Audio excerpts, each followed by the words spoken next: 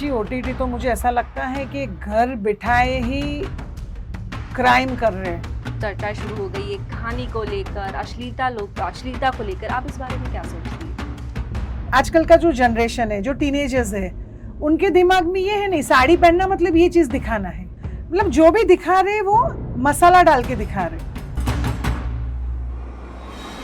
Hello नमस्ते, आप देख रहे हैं यूटीसी न्यूज। मैं हूं प्राची। आज हम बात करेंगे फिल्मों की, उनके कंटेंट की और ओटीटी पर दिखाई जाने वाली अश्लीलता की। सड़क से लेके संसद में अब ये चर्चा शुरू हो गई है, क्या है सही क्या है गलत। इस मुद्दे पे हमारे साथ डिस्कशन करने स्टूडियो में मौजूद है टीना ज़ारा खान। आपका यूटीसी चैनल में स्वागत है। सो टीना, आज हम बात करेंगे फिल्मों की, लेकिन उससे पहले आप फिल्मी दुनिया में कैसे एंटर हुए, आपकी जर्नी के बारे में एक बार हमें बताइए। Thank for your invitation. और मैं भी ये मौका ढूंढ रही थी, प्लेटफॉर्म ढूंढ रही थी, ओटीटी पे कुछ बोलने का मुझे भी मौका मिले।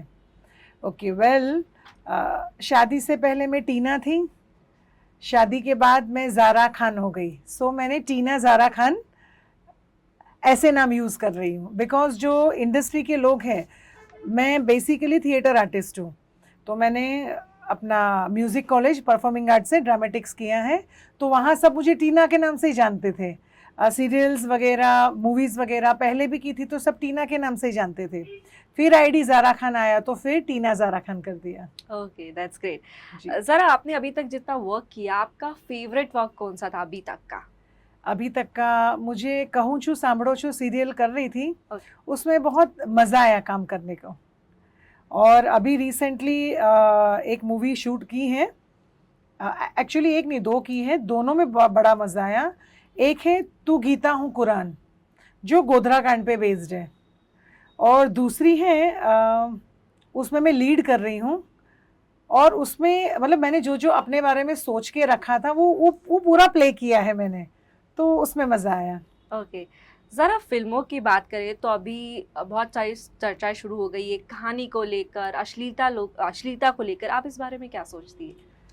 सही में अश्लीलता तो अभी बहुत हो गई है, फ्रीडम के नाम पे, राइट्स के नाम पे, और जो चीज़ अश्लील नहीं है उसको भी अश्लील दिखाया जाता है, उसी तरीके से वो प्रेजेंट करते हैं, परोसते हैं। जैसे पहले 70s में 80s में हीरोइंस शॉर्ट्स पहनती थी, साड़ी पहनती थी, तो स्वीट लगती थी, बराबर, वो थोड़ी डिसेंट भी लगती थी। अब तो साड़ी पहनती है तो भी इट लुक्स लाइक साड़ी नहीं दिखा रहे, कुछ और ही दिखा रहे। और धीरे धीरे वो साड़ी का कॉन्सेप्ट भी चेंज हो रहा है। लड़कियों का भी, जो जैसे आजकल का जो जनरेशन है, जो टीनेजर्स है, उनके दिमाग में ये है नहीं साड़ी पहनना मतलब ये चीज़ दिखाना है, बॉडी को ऐसे रखना है, पोस्चर ऐसे बनाना है। वो जो उसका जो एसेंस था वो साड़ी वाला, वो चला गया है। So everything is like showing up, और जो जिसका मेन जो एसेंस था, जो कंटेंट था, वो तो आई थिंक वो गायब ही हो गया है। जैसे इंडस्ट्री में, अब आप ऐसे बोलोगे कि ये इंडस्ट्री से है, फिल्म इंडस्ट्री से, तो पहले दिमाग में यही आता है कि फिल्म इंडस्ट्री से है, मतलब वहाँ पे कैसे लोग हैं, कैसे काम करते हैं। कलाकारी अपनी जगह पे है, आर्ट अपनी जगह पे है, लेकिन जो इम्प्रेशन जो बनी है वो जैसे फॉर एग्जाम्पल किसी को प्यार करना, अब प्यार की जो परिभाषा है वो बहुत उंडी है, और हमें जो समझाया गया है, हमारे जो सराउंडिंग्स हैं, वो प्यार को कुछ और ही समझते हैं। तो जो एसेंस है, जो डीप डाउन जो उसका रियल मीनिंग है, वो घूमते घूमते पूरा चेंज हो गया है। और अभी जो आउटकम है, इट इज़ वेरी शैलो, बहुत शैलो बात हो गई है। कोई भी टॉपिक ले लो, जैसे खाना पीना भी है, पहले जो खाना पीना होता था वो हेल्थ के वे में होता था, सीजन्स के वे में होता था। अब सिर्फ टेस्ट है, ना हेल्थ है ना सीजन है। ऐसा नहीं कि ठंडी का मौसम है तो तुम आइसक्रीम मत खाओ, कोल्ड ड्रिंक्स मत पियो। It is about fashion, it is about trend, कि तुम ये पियोगे तो ज़्यादा ट्रेंडी दिखोगे, ये खाओगे तो ज़्यादा आजकल के ज़माने के लगोगे। So it is very shallow now. आजकल के यंगस्टर्स ये काफ़ी डिस्कस करते हैं कि क्लोथिंग से भी बहुत इम्पैक्ट पड़ता है कि आप अगर फिल्म में जा रहे हो तो अक्सर घर में डिस्कशन होता है कि अगर आप फिल्मी या बॉलीवुड में एंट्री करोगे तो आपको ये सारे सीन्स करना पड़ेगा, और क्लोथिंग पे भी बहुत सारे डिस्कशंस होते हैं, तो वो किस हद तक सही? बिकॉज कोई स्टार्ट करना चाहता है अपना मॉडलिंग में या फिल्मी इंडस्ट्री में, तो how can they start the career in? Actually ऐसा है कि इसमें जो किरदार होते हैं ना, कैरेक्टर्स, उसके हिसाब से कपड़े होते हैं। जैसे कोई भिखारी का रोल कर रहा है तो अब वो स्विमिंग कॉस्ट्यूम तो नहीं पहन सकता है, बराबर। अभी अगर आपको स्विमिंग पूल का दिखाना है तो आप क्या पहनाओगे? उसमें तो फिर साड़ी नहीं पहन सकते हैं। तो it is like depend upon your character. लेकिन यस, पब्लिक ऐसा डिमांड करती है कि जो नॉर्मल क्लोथ्स हो वो भी बिकिनी जैसे हो, यहाँ पे रॉन्ग हो जाता है। और इसके लिए पेरेंट्स वरीड होते हैं कि पता नहीं बच्चा यहाँ जा रहा है, सबसे पहले तो कपड़े। लेकिन जैसे मैंने क्या कहा, जैसे 70s 80s में साड़ी को साड़ी के वे में दिखाते थे। जैसे अपने श्री जया बच्चन है, शर्मिला टैगोर है, वो साड़ी पहनते थे तो ऐसा लगता था कि हाँ साड़ी पहनी है। अभी आजकल की हीरोइंस पहनती है साड़ी तो ऐसा लगता है कि साड़ी में से कुछ और दिखाना चाहते हैं। सो डिपेंड कि आप कौन सा क्लोथ,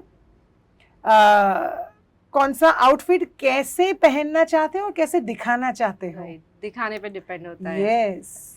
आजकल OTT प्लेटफॉर्म पे भी अलग बहस शुरू हो गई है कंटेंट को लेकर, स्टोरी को लेकर, तो आप इस बारे में क्या? जी, OTT तो मुझे ऐसा लगता है कि घर बिठाए ही क्राइम कर रहे हैं। पहले जो ये जो 3rd ग्रेड की जो मूवीज आती थी उसकी कैटेगरी अलग थी। उसको अबाव 18 इयर्स देखते थे, उसकी कैटेगरी ही अलग थी कि वो एडल्ट मूवी है। अब ऐसा है कि अब तो फ़ोन ही सबके हाथ में है, कोई कभी भी कुछ भी देख सकता है। तो इतना एक्सपोजर, आई थिंक इतना एक्सपोजर हर किसी के लिए ठीक नहीं है। जैसे बच्चे हैं तो अभी 1st स्टैंडर्ड में है तो हम उनको 1st स्टैंडर्ड का ही सिखा सकते हैं। हम 12th के उनको वो क्या बोलते हैं, थियरम्स नहीं सिखा सकते। तो क्योंकि वो लोग उसके लिए प्रिपेयर्ड ही नहीं है। एज के हिसाब से मेंटेलिटी डेवलप्ड होती है। अब ये घर बैठाए सब कुछ दिखा रहे हैं तो बच्चे कंफ्यूज हो गए हैं। अब उनको ऐसा लगता है कि पूरी दुनिया में ये जो है, दुनिया ये टॉपिक पे आके रुक जाती है। कोई भी प्रोफेशन बोल लो, चाहे डॉक्टर बोल लो, चाहे इंजीनियर बोल लो, पायलट बोल लो, कोई भी प्रोफेशन हो, हर कोई यहीं पे आके अटकता है। तो जो न्यू जनरेशन है उनको ऐसा लगता है कि like this is the destination. तो पहले से ही वो सफ़र क्या बोलते हैं, सफ़र नहीं कर रहे हैं, सफ़र को क्या बोलते हैं, जर्नी। यस, वो जर्नी पे नहीं जाना चाहते, वो डायरेक्ट डेस्टिनेशन पे पहुंच रहे हैं। तो यहाँ पे ये लोग थोड़े गुमराह हो रहे हैं। सोशल मीडिया का ज़्यादा इम्पैक्ट लगता है क्योंकि यंगस्टर्स को सोशल मीडिया के थ्रू ज़्यादा उधर टूवर्ड्स वो हो रहे हैं कि भाई सोशल मीडिया में जो दिखा रहे हैं उसको ही रियलिटी में समझ रहे हैं। बट उसके लेके आप क्या सोचते हैं? अब सोशल मीडिया तो कैसा है पता है, अगर गरीबी दिखाएंगे ना तो इतनी दिखाएंगे, अमीरी दिखाएंगे तो इतना दिखाएंगे, सेलिब्रेशन दिखाएंगे तो इतना दिखाएंगे। That is like bigger than life, larger than life. मतलब जो भी दिखा रहे वो मसाला डाल के दिखा रहे। सो वो कंप्लीटली सच नहीं होता। जैसे किसी की शादी हो रही हो, दुल्हन है, अब उसको ऐसे तो नहीं दिखाएंगे, पूरा सजा धजा के दिखाएंगे। फुल ऑन मेकअप होगा, फुल ऑन कपड़े होंगे, फुल ऑन ज्वेलरी होगी। हाँ, वो फॉर अ डे, वो सिर्फ एक डे के लिए है, ठीक है। वो उसके पीछे वो जो ट्रुथ है वो ट्रुथ नहीं है, वो नहीं दिखा रहे। हम इसको डेकोरेट करके दिखा रहे। तो social media is all about decorating, बस उसमें कुछ भी सच नहीं है।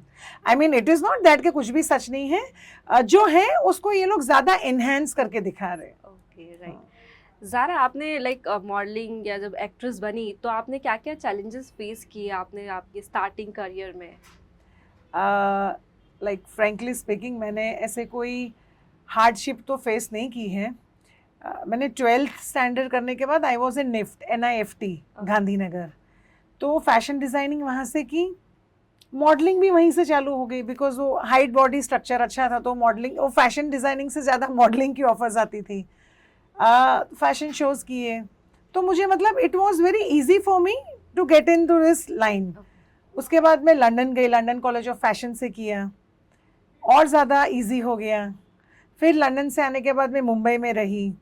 मुंबई में फिर जैसे मैं डिज़ाइनिंग के लिए ही मैं गई थी, तो ज़्यादा लोग मॉडलिंग के ऑफ़र दे देते थे, एक्टिंग का ऑफ़र दे देते थे, और एक्टिंग का तो बचपन से ही बहुत बहुत क्रेज़ था। मैं स्कूल में थी तभी भी ड्रामा में ही पार्ट लेती थी, ड्रामा में पार्ट लेती थी, डांस में पार्ट लेती थी।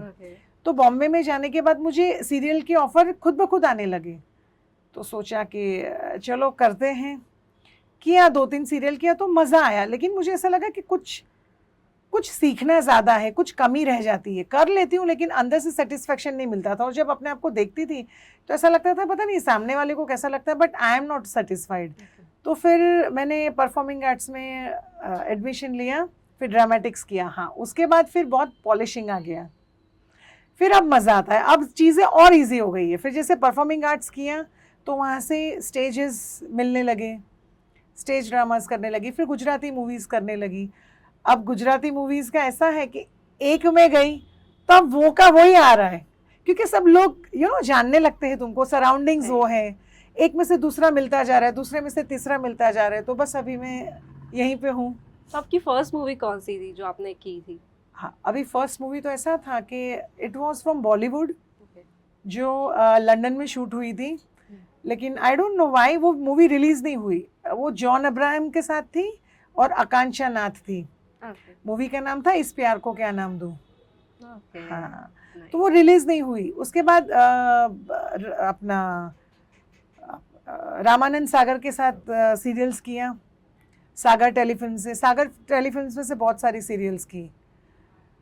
फिर गुजराती मूवीज़ की। गुजराती फर्स्ट मूवी था मेरा वीर हमीर जी, जो मौलिक पाठक के साथ था। वो खुद एक्टर थे, खुद प्रोड्यूसर थे। उनके साथ मतलब वहाँ से मेरा गुजराती मूवीज़ में आने का हुआ। हाँ। तो ज़ारा, अभी लाइक बॉलीवुड और साउथ की फिल्मों को कंपेयर करें तो लोग ज़्यादातर साउथ की फिल्मों को पसंद कर रहे हैं, तो ऐसा क्यों हो रहा है? वो इसके लिए बिकॉज प्लेटफॉर्म बड़ा है, जो प्रोडक्शन हाउसेस है वो बड़े हैं, आई गेस बॉलीवुड से भी ज़्यादा बड़े हैं। उनके पास ज़्यादा फंड्स हैं मूवी बनाने के लिए, तो वो ज़्यादा लेविशली अच्छे से बना सकते हैं। गुजराती मूवीज़ का मुझे हमेशा ये खटकता रहता है कि वो एकदम बजट में बनती है, तो जो लोकेशंस होते हैं ना बहुत कॉम्प्रोमाइजिंग होते हैं। या लोकेशंस पे जो आर्टिस्ट को जो आउटफिट्स होते हैं वो भी बहुत कॉम्प्रोमाइजिंग होते हैं। प्रोड्यूसर्स उस पर बहुत ज़्यादा पैसा नहीं लगाते, हाँ स्टोरीज़ पे लगाते हैं, आर्टिस्ट अच्छे होने चाहिए वो लगाते हैं, लेकिन जो एंटरटेनमेंट होता है ना वो थोड़ा कहीं पे लो हो जाता है। जैसे बॉलीवुड से भी ज़्यादा आप साउथ में देखो, क्या बोलते हैं, लोकेशन सुपर्ब होते हैं, पूरा कलरफुल होता है, कोई भी चीज़ पे कॉम्प्रोमाइज़ नहीं करते हैं, तो इसके लिए वो एंटरटेनिंग पार्ट ज़्यादा बन जाता है। और अपने यहाँ क्या है, हाँ लोगों तक मैसेज पहुँचता है, स्टोरी पहुँचती है, लेकिन वो सबके साथ है वो जो मसाला चाहिए ना उसमें थोड़ी कमी रह जाती है। राइट। तो सर, आपके फ्यूचर प्लान्स और अभी आप किस प्रोजेक्ट पे काम कर रही है उस बारे में कुछ बता सकती है? जी, अभी मैंने तू गीता हूँ कुरान किया है, फिर जो पापड़ ना भींग जाए उस पर किया है, वो अभी मेरी अपकमिंग मूवीज़ है। बस वो अभी जैन या फेब में रिलीज़ हो जाएगी, और उसके बाद तो सब है प्रोजेक्ट्स, शूटिंग चल रहे हैं। ओके, सो ज़ारा, मेरा लास्ट क्वेश्चन ये था कि अगर किसी यंगस्टर्स और किसी भी को अगर मूवीज़ में जाना है और मॉडलिंग करना है या एक्ट्रेस, तो वो कैसे स्टार्ट कर सकता है? उसमें क्या क्या, मतलब आप क्या सलाह देना चाहिए हमारी ऑडियंस को कि कैसे स्टार्ट कर सकते हैं? जी, अब इसमें ऐसा है, ये जो इंडस्ट्री जो दिखती है ना वैसी है नहीं, because glamour is just on screen, screen के पीछे बहुत हार्ड वर्क है। हार्ड वर्क भी कैसा है, जैसे एक मजदूर है, मजदूर मजदूरी कर रहा है धूप में, अब उसको उसके बाल नहीं संभालने, मेकअप नहीं संभालना है, कपड़े नहीं संभालने हैं, उसको डायलॉग्स नहीं बोलने हैं, वो अपनी मर्जी से कर रहा है। जैसे स्पोर्ट्स भी, कोई भी स्पोर्ट्स ले लो, वो भी धूप में करते हैं, उनको ना ही अपना मेकअप संभालना है ना ही लुक संभालने हैं।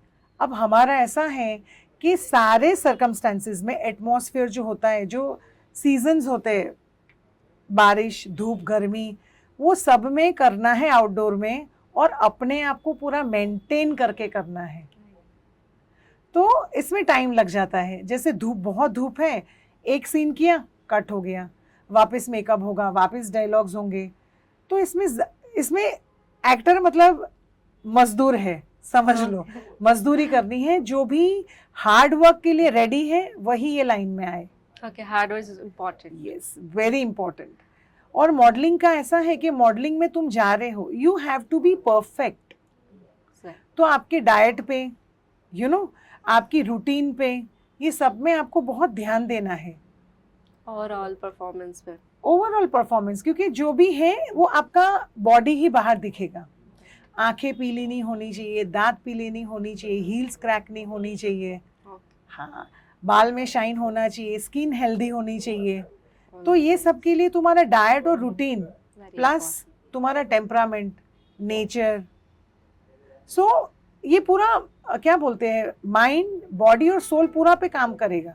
ये तीनों एक रिदम में होंगे, एक लाइन में होंगे, तो ही तुम एक्टर बन सकते हो। Because you will be the public figure.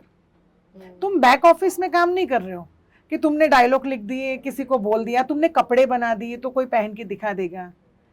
आप हो जो सबके सामने रिप्रेजेंट होने वाले हो। राइट। और दूसरा एक इम्पॉर्टेंट, जैसे मैं आजकल एस्ट्रोलॉजी सीख रही हूँ, जैसे 2 साल से सीख रही हूँ, ऐसा मुझे लगता है कि 50% सीखी हूँ। जितना भी प्रिडिक्ट कर रही हूँ अभी तक सच हो रहा है। तो मैंने ये देखा है कि एस्ट्रोलॉजिकली भी आपको देखना चाहिए कि आपके स्टार्स है कि नहीं। जैसे किसी का मंगल ज़्यादा स्ट्रांग होता है तो वो आर्मी में जाते हैं, इंजीनियर बनते हैं। हाँ, ये इंडस्ट्री में आने के लिए शुक्र, बुध और चंद्र ये पावरफुल होना बहुत ज़रूरी है। फिर ये नहीं कि आप मेहनत करते जा रहे हो, आपका आउटकम नहीं आ रहा है, आप रिकग्नाइज नहीं हो रहे हो, फिर वहाँ पे भी कहीं पे ड्रॉबैक आ जाता है। तो मैं ये भी कहना चाहूँगी, पहले आपके स्टार्स भी आप एनालाइज करवा लीजिए, फिर इंडस्ट्री में आए। काम तो बहुत है, और ऐसा नहीं है कि बुरे लोग हैं। मुझे नॉर्मली बुरे लोग नहीं मिले हैं, अच्छे लोग मिले हैं, कोऑपरेशन करते हैं, ऐसे लोग मिले हैं। Okay, thank you so much Zara for discussing us. Thank you so much.